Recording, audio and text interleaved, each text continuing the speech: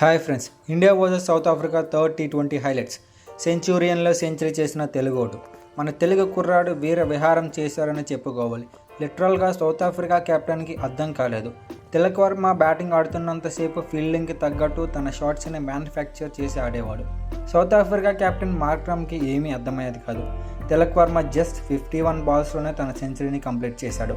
అది కూడా tea time కష్టాలు ఉన్నప్పుడు వచ్చింది. ఈ సెంచరీ తనతో పాటు ఇండియా క్రికెట్ టీంకి చాలా సంవత్సరాలు గుర్తుండిపోతుంది. ఇంకా మ్యాచ్లోకి వెళ్తే ముందుగా టాస్ గెలిచి ఫీల్డింగ్ ఎంచుకున్నారు సౌత్ ఆఫ్రికా కెప్టెన్ మార్క్రమ్. ఈ సిరీస్లో ఒక్కసారి కూడా టీమిండియా టాస్ గెలవలేదు.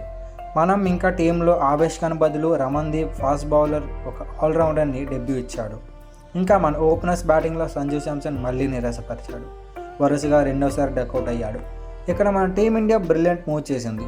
జనరల్గా నెంబర్ 3లో కెప్టెన్ సూర్యకుమార్ వెళ్ళాలి, కానీ ఈసారి తిలక్ వర్మను పంపించారు. ఇది గేమ్ చేంజింగ్ మూవ్ అయ్యింది.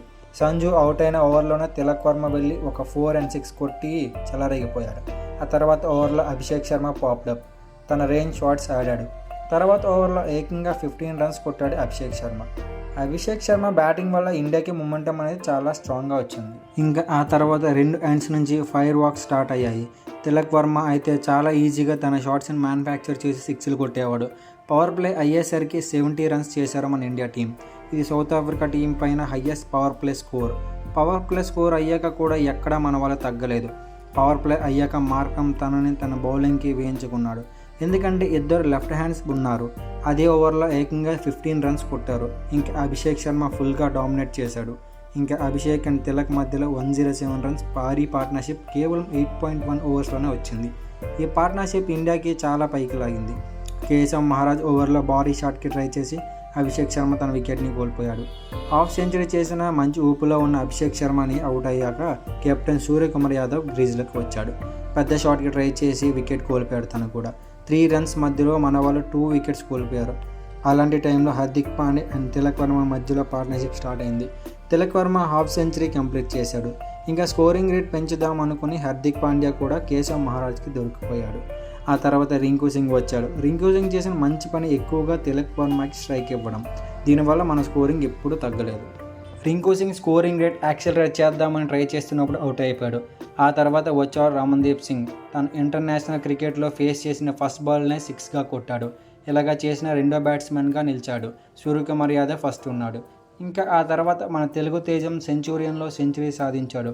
తన తోటి బ్యాట్స్మెన్లు రన్స్ తక్కువ చేసి అవుట్ అయినా తను మాత్రం చివరి వరకు ఉండి ఇండియాని టాప్లో పెట్టాడు. ఇంకా 20 ఓవర్స్లో 218 runs చేశాం. సౌత్ ఆఫ్రికా బౌలింగ్లో Marcus Jason top player, super bowling వేశాడు. సౌత్ ఆఫ్రికా బ్యాటింగ్ చాలా బాగా స్టార్ట్ చేశారు. రెల్టన్ కొంచెం స్టార్ట్ ఇచ్చిన అన్లక్కీ వేలో అవుట్ అయిపోయాడు. ఆ తర్వాత ఇంకో ఓపెనర్ వరుణ్ చక్రవర్తి బౌలింగ్లో అవుట్ అయ్యాడు. ఇంకా రెగ్యులర్గా సౌత్ ఆఫ్రికా టీం వికెట్స్ పడిపోయాయి. స్టబ్స్ కొంచెం ప్రామిసింగ్గా కనబడిన LBWగా అవుట్ అయిపోయాడు. ఆ తర్వాత క్లాసన్ మినీ తుఫానే సృష్టించాడు. వరుణ్ చక్రవర్తికి హ్యాట్రిక్ 6లు కొట్టాడు. ఒకే విధానంలో బౌలింగ్ వేశాడు వరుణ్ చక్రవర్తి.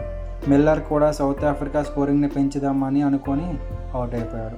అక్షర్ పటేల్ సూపర్ క్యాచ్ పట్టుకున్నాడు. ఆ తర్వాత బౌలింగ్లో బాగా వేసిన మార్కస్ జేసన్ సూపర్ క్యామియో చేశాడు. 16 balls 50 runs కంప్లీట్ చేసి మినీ హార్ట్ అటాక్ తెప్పించాడు క్లాసన్. టీమిండియాకి గెలుపుకి అడ్డంగా నిలబడి రన్స్ స్కోర్ చేశాడు మార్కస్ జేసన్. ఇంకా లాస్ట్ ఓవర్లో 18 runs కావాలి. హర్షదీప్ సింగ్ ప్రీవియస్ మ్యాచ్లో చేసిన మిస్టేక్ ఏమాత్రం చేయకుండా బ్యూటిఫుల్ యార్కర్ వేసి మార్కస్ జేసన్ అవుట్ చేసేశాడు.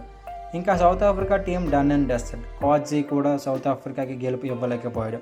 ఇంకా 11 runsతో టీమిండియా ఈ మ్యాచ్ని గెలిచి సిరీస్ని 2-1తో పైకి తీసుకువెళ్ళింది. లాస్ట్ మ్యాచ్ గెలిస్తే సిరీస్ మనదవుతుంది, లేదా డ్రా అవుతుంది. చూద్దాం ఏమవుతుందని. మా ఎక్స్ప్లెనేషన్ నచ్చినట్లయితే please like, share and subscribe to our channel.